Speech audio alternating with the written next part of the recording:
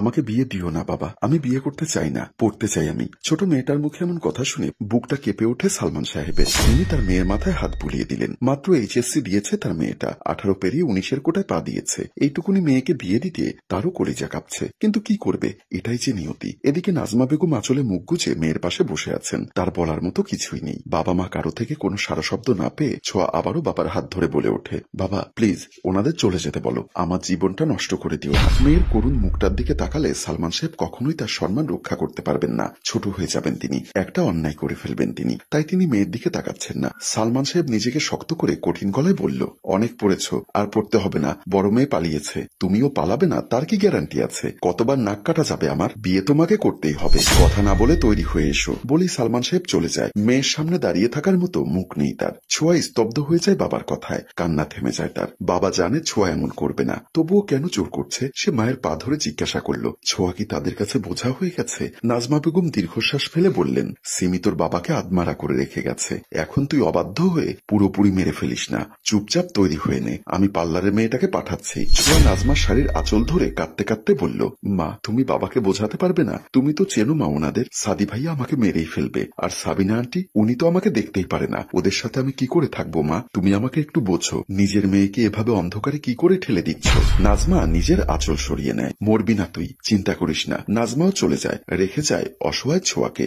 বিছানায় ধপ করে বসে পড়ে হতাশ ছোঁয়া। এক আকাশ পরিমাণ অভিমান ছোঁয়ার সিমির প্রতি। কেন সে পালালো? কেন ছোঁয়াকে রেখে গেল বলি হওয়ার জন্য? আর পালাবেই যখন, তখন কেন বিয়েতে রাজি হলো? এই ঘটনার জন্য কখনোই সে তার আপুকে ক্ষমা করবে না, কখনোই না। সাদমান চৌধুরীকে চেনে ছোঁয়া, দুবার দেখা হয়েছে তাদের। একবার সিমিকে দেখতে আসার পরে, আর একবার শেষ এক্সাম দিয়ে বাসায় ফেরার পথে। লোকটা অহংকারী, দাম্ভিক, মানুষকে মানুষ বলে ভাবে না সে। নাকের ডগায় রাগ নিয়ে ঘুরে বেড়ায়। পান থেকে চুন খসলেই তাকে জানা তাই বলে অপমান করতেও দুবার ভাবে না সে। সেই দাম্ভিক মানুষটা পছন্দ করত সিমিকে। তাদের একটা সুন্দর সম্পর্ক ছিল। দুজনের সম্মতিতে বিয়ের কথাবার্তা এগোয়। পরিবারের সবাইকে নিয়ে এসে ঘটা করে বিয়ের তারিখ ঠিক করে যায় সাদি। গতকাল হলুদের অনুষ্ঠানও হাসি খুশি ভাবে করল সিমি। আর সন্ধ্যায় পালিয়ে গেল। যাওয়ার আগে একটা চিরকুটও রেখে গেছিল, যাতে লেখা ছিল, আমাকে ক্ষমা করে দিও বাবা। এত সব ভাবনার মাঝে পার্লারের মেয়েটা ছোঁয়াকে সাজিয়ে তৈরি করে দেয়। সিমির জন্য আনা গহনা শাড়ি দিয়ে সাজিয়ে দেয় ছোঁয়াকে। তারপর যখন আয়নার সামনে দাঁড় করানো হলো, নিজেকে দেখে নিজেই অবাক হয় ছোঁয়া। একদম অচেনা লাগছে তাকে। বিয়ে সাজে একটা মেয়েকে এতটা অন্যরকম লাগতে পারে? পার্লারের মেয়েটা ছোঁয়ার মুখটা দেখে মিষ্টি হেসে বলল, মাশাআল্লাহ আপু, তোমাকে অনেক সুন্দর লাগছে, একটু হাসো, তাহলে আরো সুন্দর লাগবে। ছোঁয়া হাসার চেষ্টা করে, কিন্তু হাসি পায় না। এরকম অদ্ভুত পরিস্থিতিতে হাসি না পাওয়াটাই স্বাভাবিক। তখনই ঘরে এলো সাদমান চৌধুরীর বোন তনু চৌধুরী। চেহারাটা সাদির মতো হলেও মেয়েটা বেশ মিশুক আর ভালো। তার সাথে ছোঁয়ার ভাব জমে গেছে অনেক আগেই। পার্লারের মেয়েটা বিদায় নিল। তনু ছোঁয়াকে একটুখানি জড়িয়ে ধরে বলল, মাশাআল্লাহ ছোঁয়া, তোমাকে অনেক কিউট লাগছে, ভাইয়ার মাথা ঘুরে যাবে তোমাকে দেখলে। ছোঁয়া মাথা নিচু করে ফেলে, রিনরিনিয়ে প্রশ্ন করে, আপি পালিয়েছে সাদি ভাইয়া জানে? তনুর হাসি মাখা মুখটা কালো হয়ে যায়। ছোঁয়াকে ছেড়ে দেয়। এদিক সেদিক চোখ ফিরিয়ে কিছু একটা চিন্তা করে। তারপর আবার ঠোঁটের কোণে হাসি টেনে বলল, জানবে না কেন, পুরো শহর জেনে গেছে। বাদ দাও সেসব, তোমাকে নিতে এসেছি আমি, চলো, সবাই অপেক্ষা করছে। ছোঁয়া দাঁড়িয়ে থাকে তনুর দিকে ছোট ছোট চোখ করে। তনু বুঝতে পারছে ছোঁয়া কিছু বলতে চাইছে তাকে। তনু বাহিরের দিকে এক পলক চোখ বুলিয়ে নেয়। তারপর ছোঁয়াকে বলে, কিছু বলবে? আপু কেন চলে গেল জানো তুমি? তোমার আপুর মনের খবর আমরা জানবো কিভাবে? চলো তুমি, দেরি হচ্ছে। আমার আম্মু বেশ রেগে আছে, লেট করলে আরো রেগে যাবে। ছোঁয়াকে বাহিরের ঘরে নিয়ে গেল তনু। শ্বশুর বাড়িতে প্রথম দিনটা কেমন হবে এটা নিয়ে প্রত্যেকটা মেয়েরই একটা আতঙ্ক থাকে, কিন্তু সেই আতঙ্কটা নেই শুধু ছোঁয়ার মধ্যে। তার চিন্তা অন্য কিছু। কাবিন নামায় সাইন করে সাদি চলে গেছে, কারো কোনো কথা শোনেনি। সাধারণত প্রতিটি মেয়েকে মিষ্টি মুখ করিয়ে শ্বশুর বাড়িতে ঢোকানো হয়, কিন্তু ছোঁয়াকে শাশুড়ি সাবিনা বেগম মিষ্টি খাইয়ে বরণ করলেন না। এই বিয়েতে তিনি খুশি নন সেটা বোঝাতেই হয়তো। ঠিকই সাথে কর্কশ গলায় বললেন, আমার কাছে খবর আছে, সারাদিন চড়ুইয়ের মতো ঘুরে বেড়াও তুমি, ঢিঙ্গিপানা করাই তোমার স্বভাব। বাকিটা বলার আগেই ছোঁয়া ছোট ছোট চোখ করে তাকিয়ে সাবিনা বেগমকে জিজ্ঞাসা করে ফেলে, ঢিঙ্গিনি কি শাশুড়ি মা? সাবিনা দাঁত কটমট করে তাকায় ছোঁয়ার দিকে। আসতে না আসতেই মুখে মুখে তর্ক শুরু করে দিয়েছে।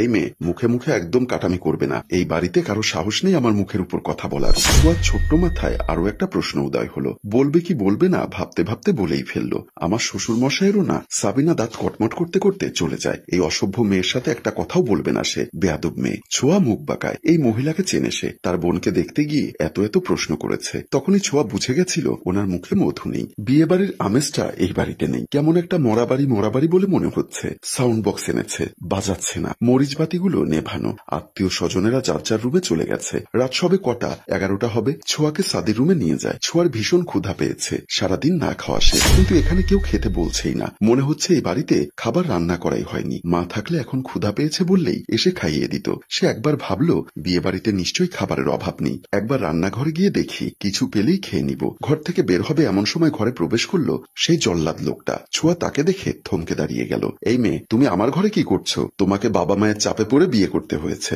তুমি ভেবো না আমার বউ হয়ে থাকবে। ছোঁয়া মনে মনে বলল, আপনার বউ হয়ে থাকতে আমার বয়ে গেছে, আমার তো মনে হয় সিমি পালিয়ে যাওয়ার পেছনে তোর হাত আছে। ছোঁয়া অবাক হয়ে বলল, আমি কেন আপুকে পালিয়ে যেতে বলবো?